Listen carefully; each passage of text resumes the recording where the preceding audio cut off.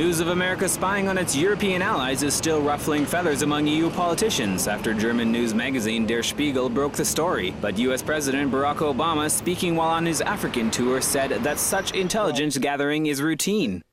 I think we should stipulate that every intelligence service, not just ours, but every European intelligence service, every Asian intelligence service, wherever there's an intelligence service, here's one thing that they're going to be doing. They're going to be trying to understand the world better and what's going on in world capitals around the world from sources that aren't available through the New York Times or NBC News.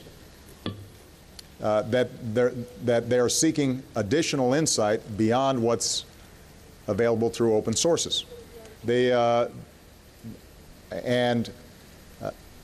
that weren't the case, then there'd be no use for an intelligence service. Obama went on to say, however, that if he wants to know something from his European partners, he will speak with them directly. I'm the end user of this kind of intelligence.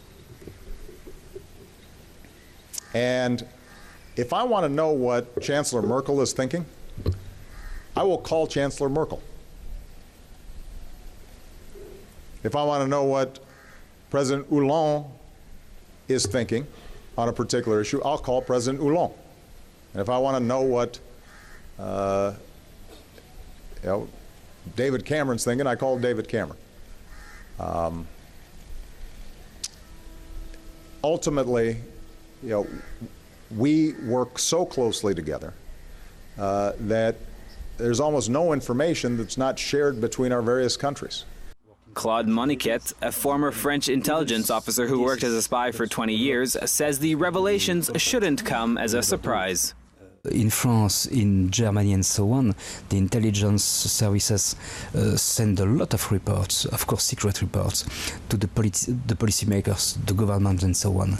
So to be surprised today, it could be a little bit naive, it could be also an hypocrisy, or it means that you never read the reports of your intelligence services, which is a possibility actually. According to Moniquet, the European countries are most likely spying on America just as the U.S. spies on them.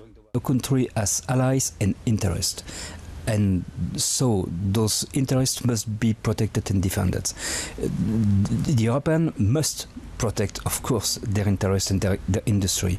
But it's normal that the US want to know about this.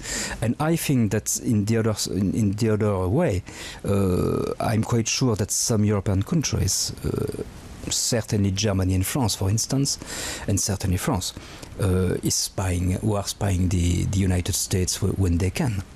Der Spiegel's revelations about the U.S. surveillance program come at a time when discussion is ongoing over the balance between privacy rights and national security after NSA contractor Edward Snowden revealed America's massive domestic campaign of electronic surveillance.